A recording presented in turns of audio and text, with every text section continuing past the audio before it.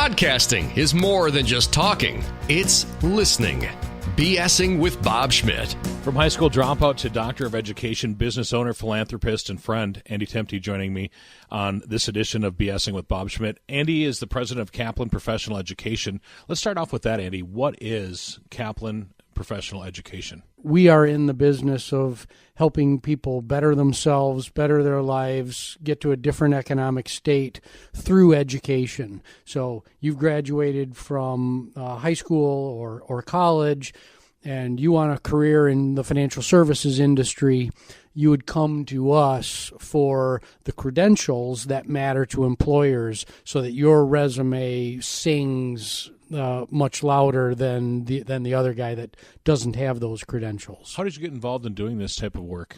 Well, back in 1989, I started at the University of Iowa in Iowa City as a finance major in the master's program on my way to get a PhD, and I wanted to be a teacher. I didn't want to teach high school kids. I didn't want to teach middle school and elementary. I was really enamored with the concept of college, teaching college age kids, and really giving them the life skills that were going to be necessary for a successful career, specifically in economics and finance, which was what was really interesting to me. And as a graduate student, I started to, as a graduate student, you both work and go to school simultaneously. Mm-hmm. So as a graduate instructor, I had full access to what my future world of work would look like, and I wasn't overly enamored because, as you're probably aware, if you've got a class of 30 kids that you're teaching, maybe 2, maybe 3 of them are really interested in what you're saying. 7 or 8 of them are sitting in the back of the classroom reading the USA Today or playing on their phone. Well, that was 30 years ago. That was 30 years ago. So, in today's vernacular, they're sitting on their phones checking Facebook or Snapchat or whatever, Twitter. And so I got introduced to the concept of professional education through my mentor, Carl Swayzer. And he wanted to start this little business called the Swayzer Study Program for the CFA exam. And he needed somebody to help him, and I was there. It was just we developed a friendship, we developed a rapport, and I started working with him to develop the materials for the CFA exam, which stands for Chartered Financial Analyst, which is one of these designations that helps people advance in their career. And so as a graduate student, we started going out around the world and teaching, and this kind of teaching was, oh my goodness, you're in a classroom of 100 people, and all of them, everybody wants to hear what you have to say.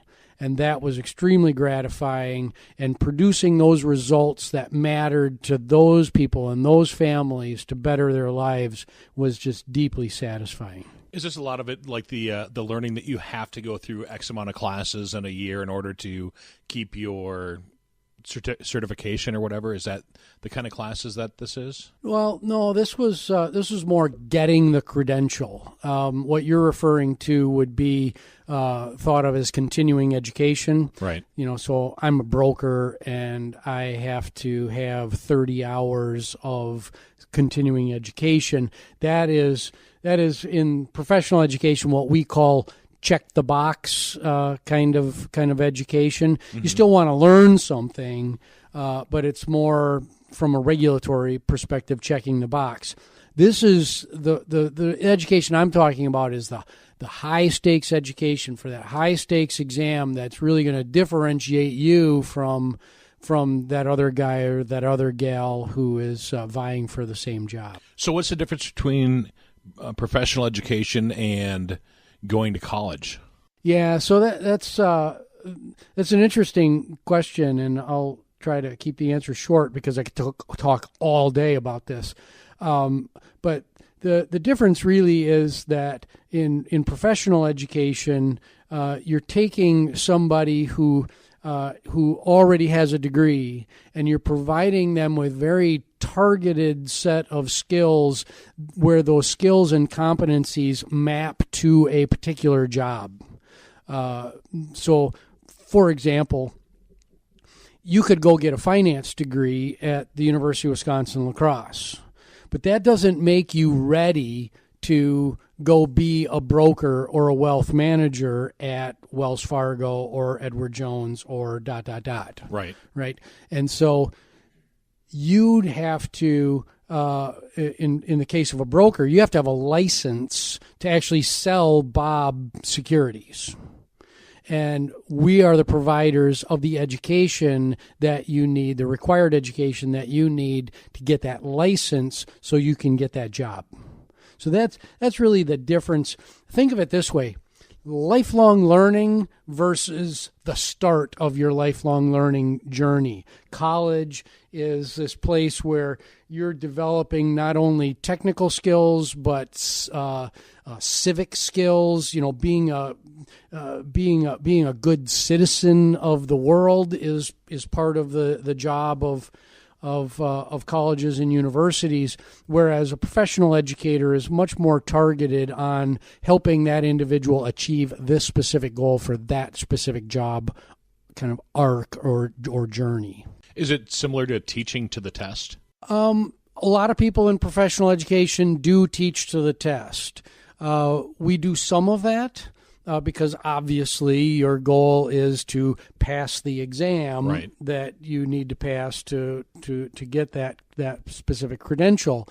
We go beyond that. We want you to learn something. We use what are called learning science principles and learning effectiveness principles to ensure that what you're learning with us sticks and retains with you, and that you can actually go apply it on the job. Some people in professional education will literally just teach you to the test. Mm-hmm. And, that meets the short-term objective, but it doesn't create a rich employment environment for you going forward and, make you that special person that's going to get the promotion and be really viable on the job. Well, and plus you probably have better retention than too when you're sitting through your classes.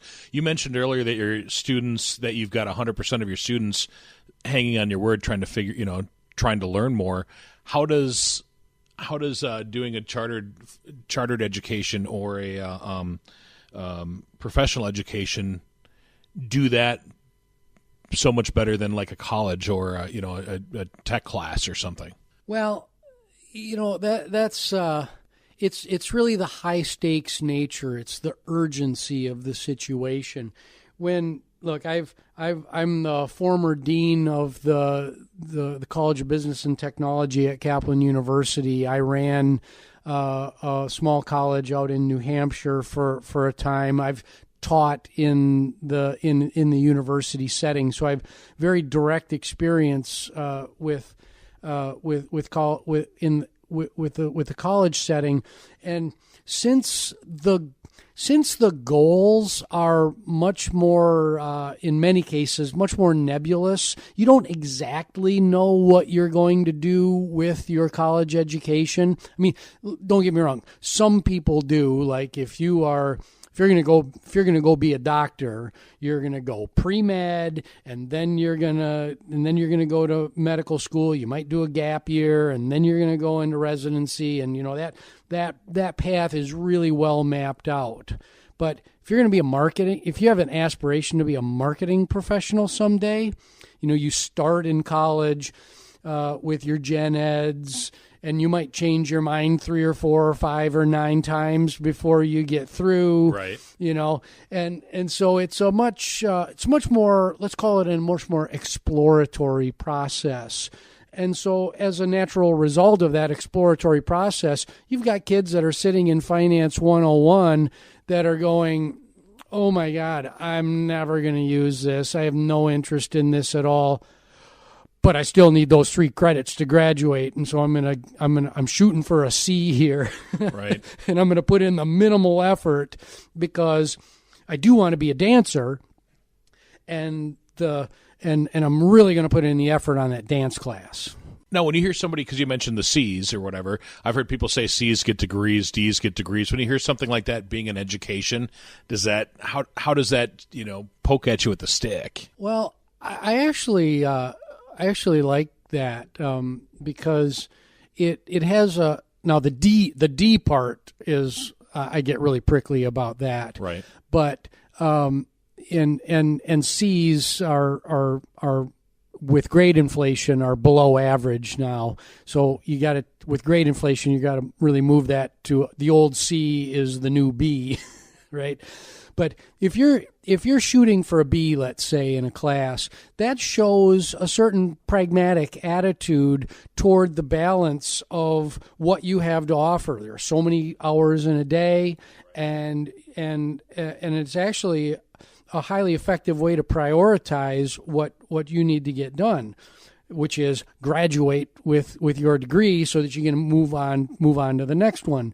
So if you're sitting in college and you're saying, "Oh, I got to get A's in everything," well, frankly, that's just waste unless your goal is to go get a master's degree somewhere and they're going to look at that transcript and they're going to want to see all A's. Then you want to expend that incremental energy to get all A's. But if that's not necessarily the case, then trying to strive for perfection, is really never a good thing to do in school. And I got to qualify that a little bit. You can be a great student and still get A's and B's, and all that really shows is that you were thinking, you had foresight into where you were going to apply your energy and in what ways to achieve your goals. Okay. Now let me ask this, because I know that I started off with you're a high school dropout, and yet here you are a doctor now. You're a philanthropist. You're a business owner. You've had the opportunity to run a college. You run Kaplan now. How do you go from this point in your life to the point you are now? How do you go from high school dropout to where you are? Well, I've had a number of people ask me that question, and there's no magical answer other than being motivated. So you can be a high school dropout, or insert life challenge X here. High school dropout is one, but you might have gotten pregnant at an early age and faced that challenge. You might have been arrested. There are a whole host of things that create what I would term temporal life challenges, meaning they're transient, they occurred in a point in time, but they don't define you. And as long as you don't let those things define you and you see a better place for yourself, then that self-motivation to move from current state to desired future state, which is a lean and continuous improvement concept that I'll try to plug throughout this this podcast. But as long as you've got that kind of mindset, then those mistakes or those life challenges or those situational events that either you got stuck in or you created for yourself or your familial situation just placed you there, you can always move beyond them. And it's all about taking small, measured steps from current state to desired future state. A lot of people get stuck because they believe that I need to make some gigantic change in my life right now. Sometimes that's the case, but the slow and steady wins the race, and making small incremental improvements over time can yield really phenomenal results. So from the day that you told mom and dad, "Hey, I'm dropping out of school. I want to be in a band. I want to be a rock star," to today, did you expect today to be as it is, or did you think that you were going to be the next Geddy Lee? Well, I always wanted to be Geddy Lee. I mean, to be able to play the bass and sing like that all at the same time and have your feet going with the keyboard pedals and be on stage wearing a white robe and cloak. I mean, I'm taking you back to the... Could have been a boxer. back to the late 1970s. But, that was a goal. That was an aspiration. That was, significantly clouded by one of those transitory circumstances where I was around, I don't want to say I was around the wrong people necessarily, but I let people with different perspectives and different life's goals influence me in an adverse fashion during that time. And I'm talking specifically about the drugs and the alcohol that go along, quote unquote, with the rock and roll. So I allowed myself to get drawn into that situation. And, there in my particular case, there were a number of epiphany type situations where, you just wake up one day and you go, enough is enough. I know that there's more for me. I know there's a better place for me. Back then, there's this concept of imagining one's future self and being able to identify with one's future self. All I knew at that point was that my future self was not going to be defined by the drugs and the rock and roll and the grungy situation that I had found myself, that I had created for myself and found myself in. And that there was something different out there. Didn't know what it was necessarily, but that those epiphanies of, hey, something's got to change. Now let's go back to school and let's see where that takes us. And now during school, let's create a series of short, intermediate, and long-term goals. Long-term goal being graduate. Right. Short-term meaning get the best possible grades you can with the time and energy and resources that you have right now in that semester. Intermediate being, okay, this is what the next couple of years looks like. And then...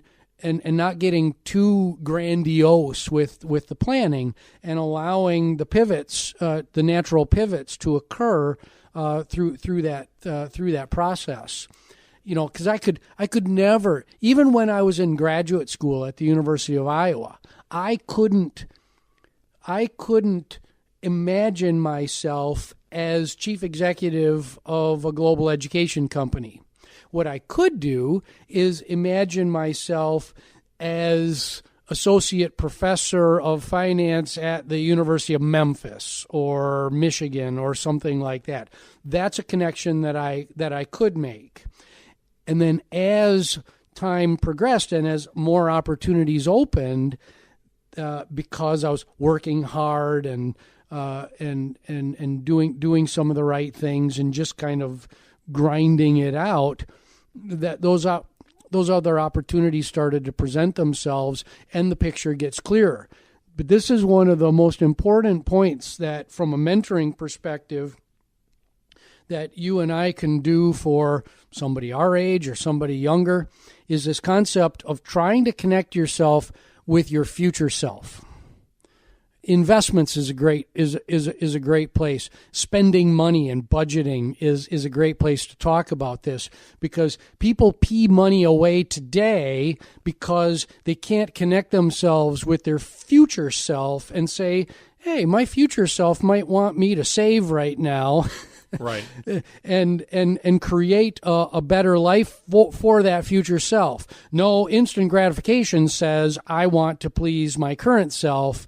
And the more that we can coach people to do the mental exercises and the thought experiments, which really are what, in Einstein terminology, a thought experiment to try to place yourself in that future state, that's a really powerful thing for folks to do. Do you think that your past made you who you are today? I mean, if you wouldn't have had that thought when you were in high school to say, you know what, I'm going to be the next rock and roll superstar, that you would be sitting here today? I go back and forth on things happen for a reason, Right. and destiny and all that kind of stuff. I kind of sort of believe in it and kind of sort of don't. What I know happens is that hard work and perseverance pays off. And that's an old cliche, but it's absolutely an old cliche, and I'm sure some people are cringing about that. But I'm here to tell you that persistence absolutely pays off. Do you find now that you are as motivated as you were when you were younger, or more so? I'm actually more motivated today than and this is, motivation is not a constant in anyone's life. Everybody waxes and wanes on their energy levels, their motivation levels, based on what's happening in their life. You might have the death of a spouse or the death of a family member that really drains you significantly. But right now in my career, both and personally, this is just such an energizing time, because you know what? It's 2018. And there are some really cool things that have happened technologically, from a societal perspective.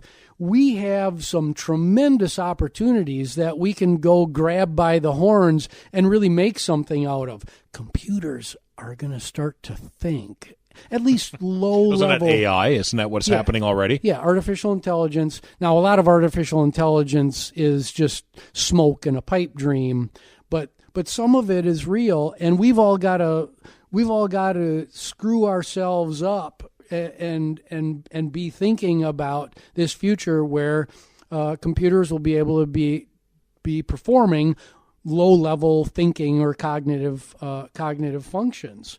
So, today is such an extraordinary time that if you're not just super energized about the impact you can make in the future, then go look at yourself in the mirror and ask, why don't you feel that way? Because there's just so much opportunity.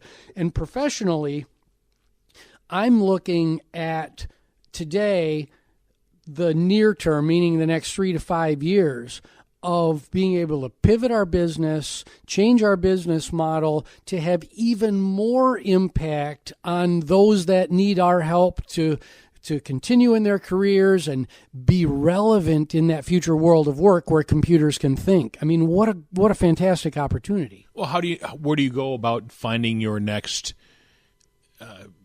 category of people that you're going to help with training?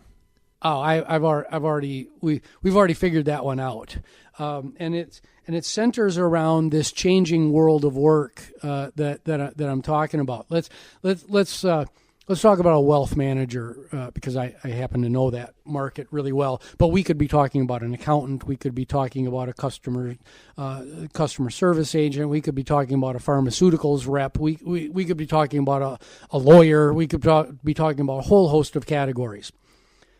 Let's not take wealth manager. Let's take lawyer, okay? So historically, a lawyer sits and researches a whole bunch of stuff and comes up with an opinion and then defends that opinion. And you know what? Computers are going to do a lot of that research for them. And what's the lawyer of the future going to be like? What are the skills and abilities and competencies that the lawyer of the future is going to need to be successful? Well, they're still going to need the technical skills of being a lawyer. That's a given. But they're going to need all sorts of behavioral skills, teamwork skills, communication, critical thinking that are much higher order than they historically have had to. And from a training perspective, that's where we're planting our flag in the ground, is helping to build that better lawyer of the future, that lawyer that that knows that he or she is not just going to be able to do research going forward, but is going to have to do much more strategic interpretation of the work that computers are giving them, and working with clients and being a business developer. These are things that accountants and lawyers really didn't have to think much about historically. Right. Is how am I going to develop relationships? How am I going to be a thought leader? How am I going to ensure that I'm relevant to my clients in the future? Now, is Kaplan working on helping that to become a reality by going out and talking to these different like bar associations and whatnot, and talking to them about, hey, this is what needs to be done in order for your business and your profession to grow? Yeah, absolutely. Nail, head, bang. We're in conversations with certain societies and thought leadership organizations. We're giving talks and speeches all around the world, frankly, about this future world of work, the impact that computers are having on that future world of work. If you go to my LinkedIn page, you can see I'm writing articles about the future world of work and the relevance of humans in that future world of work. So we are putting teams together where we're going into corporations and saying, tell us about how you see the impact of computers that can think on your business. Tell us what you see about the impact of generational differences. I'm 54 years old. I'm not going to hide my age. I'm at the tail end of the baby boomer generation. I think and feel about work very differently than a millennial does. But we've all got to create a healthy, cohesive, team-based work environment across generations, right? Right. And so it's all that research and all that work that we're doing is going to culminate in training, leadership, learning, development, science-based, evidence-based curricula that we then take back to the masses for their future educations. If you take the computers out, is the teaching the same between a millennial and a Generation Xer and a Generation Yer and a baby boomer? Yeah, so now you're starting to hit on learning science and learning efficacy principles as they apply across generations and across groups and cohorts of individuals. And it's really interesting, Bob, because learning science, and there's lots and lots of research out there that says that learning styles don't matter. So everybody, a lot of listeners here may have convinced themselves that, damn it, I'm an auditory learner and I only learn from listening to things. That's what I always said that I was, an auditory learner. Well, science would say that that's a bunch of BS with Bob Schmidt. I'd heard that actually from a couple of teachers. They said baloney. Yeah, and not quite so nice. Well, and it's true, but you can't ignore the either real or perceived differences in tastes and preferences across various audiences. And so having learning tools that strike the right chord in different audiences, and I'm talking about learning modalities. Is it delivered video? Is it all online? Are we sitting in a live class, or is it live online? Whatever it is, right? Those modalities do matter, but our job as educators is to be thought leaders with the market and educate people on what the best practices in learning science are, so we can take some of these myths, chuck them in the wastebasket, and ensure that we're providing the outcomes that matter at that particular time to that particular individual or cohort. All right, let me ask this then with the different age groups, because we're about the same age, but then I look at like my children they know how to speak to people because I talk to people and I look them in the eye. There's a lot of people that are that are millennials that don't know how to look people in the eye, that don't know how to survive without asking Google how to do something. They don't know how to survive in life. Yeah. How do you teach to that, or is it different to teach to that than it is to teach to me? Yeah, I'm not. So there are all sorts of pundits out there that believe that our young people are going to face significant challenges in their lives from the perspective of being able to communicate effectively with others, especially in the written word and in the spoken word, because they're communicating in emojis and with Snapchat stories and misspelled words and misspelled words. It is from a mentorship perspective, it's a personal goal of mine to, and as an extension, our business, to be continually educating folks on the need for highly effective communication skills, critical thinking skills, writing skills, because, I'm here to tell you that, and if you're 19 years old listening to this, or you're 28 years old and you believe that if you believe what you've been told, that math doesn't matter anymore, then the written word doesn't matter anymore, and being eloquent in the spoken word doesn't matter anymore, that is a myth. Because leaders like myself give promotions to people who can demonstrate an ability to communicate effectively with others. And if you don't invest yourself in that, from a continuing education and a lifelong learning perspective, then you know what? You're going to be left behind. And so our teachers at the elementary school level and the high school level, I know that many of them are actively engaging with their students on this. But I'm not so glass half empty on this one, because the human condition is one where we're pliable, we're plastic in the technical term, flexible, and we're aware of our surroundings for the most part. And when you take a human that has been primarily plugged into their phone and you take them out of that artificial environment and stick them in a people environment, it doesn't take long for them to adapt back to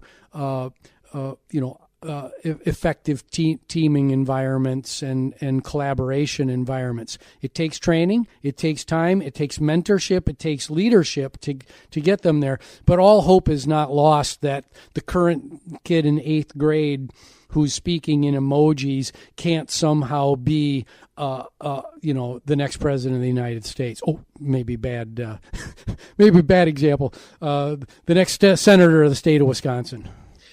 You mentioned critical thinking. Is that a skill that can be taught, or is that something that you're kind of drawn into over the course of a lifetime? I think that everyone can think critically, unless, of course, there are those special circumstances where there's a cognitive or a mental disability. So if let's set disabilities aside and congratulate all the fantastic work that's happening out in the world of medicine to improve that world. But let's set that aside.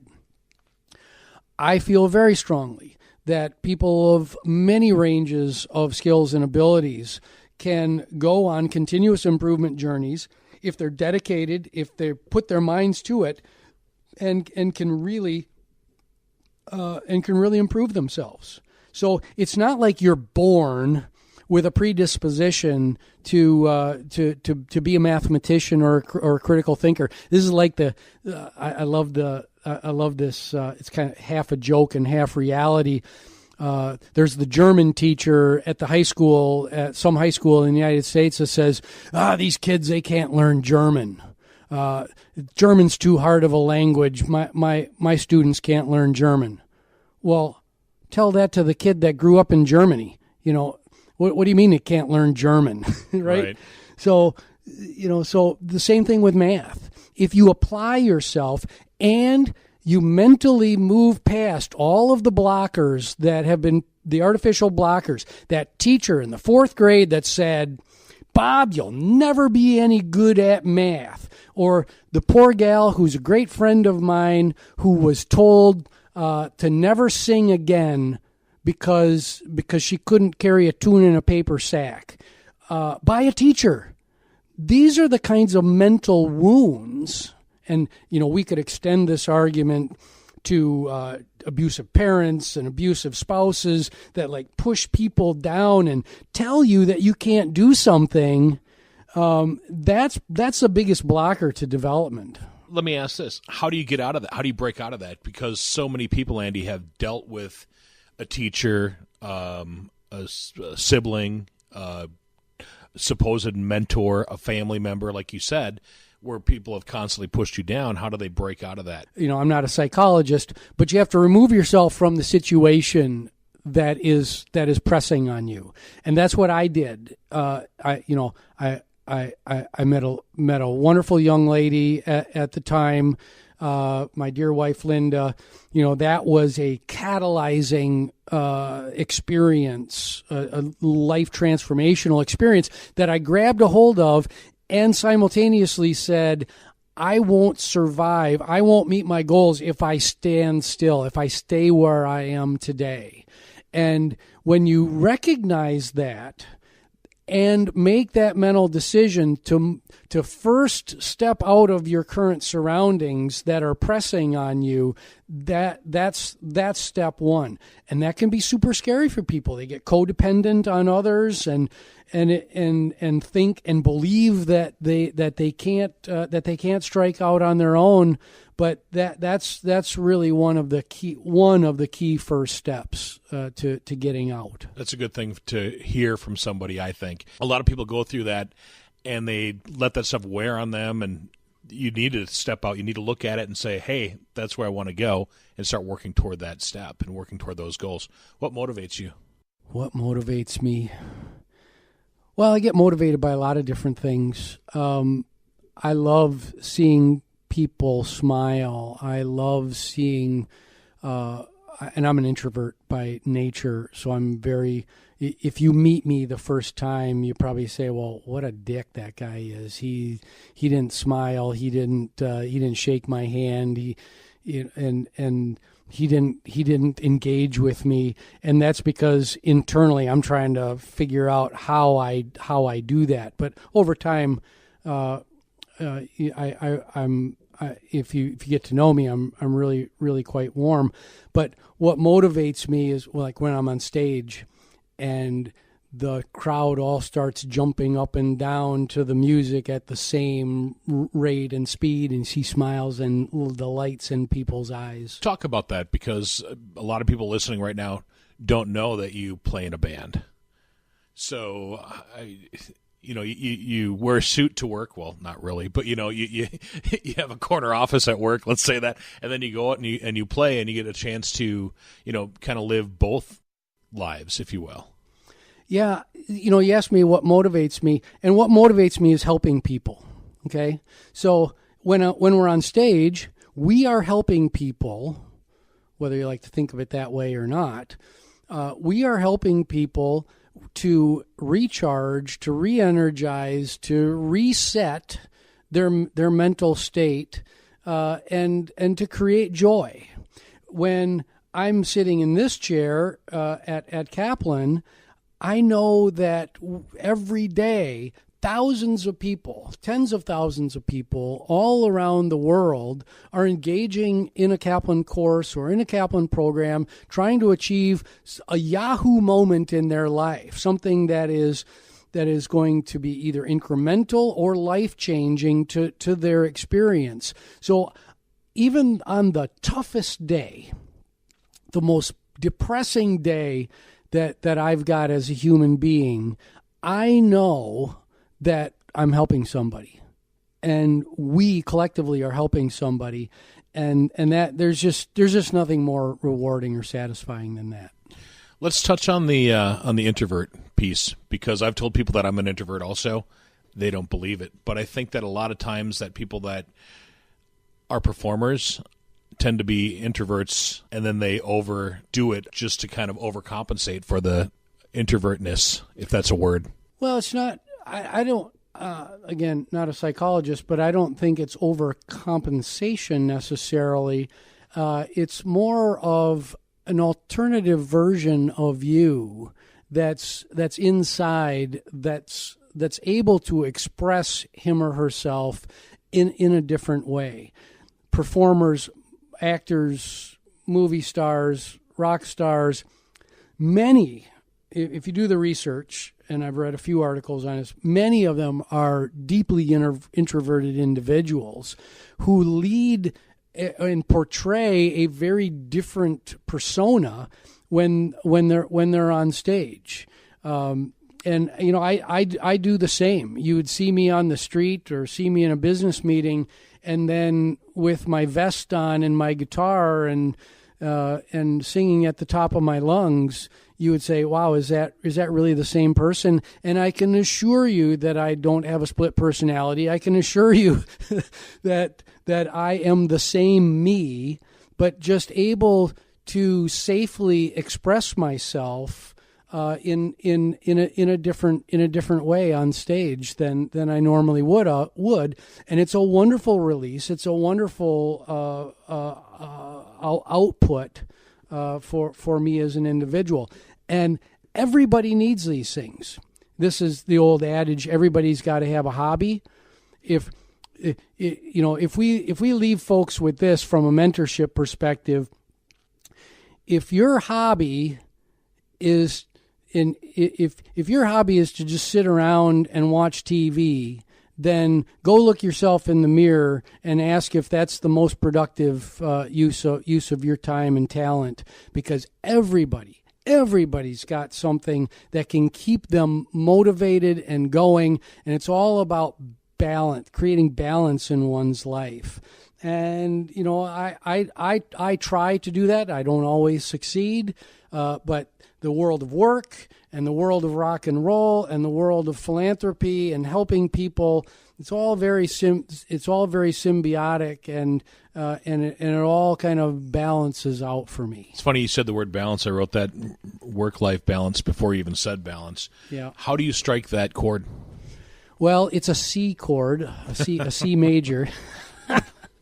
No, you have to consciously make that decision to say, I'm going to woodwork in my basement, or I'm going to donate my time to the public library system, or I'm going to go into the public school system and help children who need books read to them on Tuesday afternoons. Everybody's got a talent like that. Not everybody can be a performer at the La Crosse Community Theater or be on stage, but everybody can contribute in their own way. Everybody can create those, release those endorphins in one's mind to say, "Wow, look what I accomplished. I knitted. I created a quilt. I did something really, really of value to both me and hopefully to others as well." Have you always been a philanthropist? Have you always been a giver of time, efforts, and energy and money? I'd like to think so, but in my younger years, meaning in those darker times of kind of late teens and early 20s, I was very self-absorbed and very me-focused. I had this view of the world. I had this worldview at the time that I never wanted to have children, because I thought that bringing another human being into this, what at the time to me was a very dark and cruel world, was not something that I wanted to do.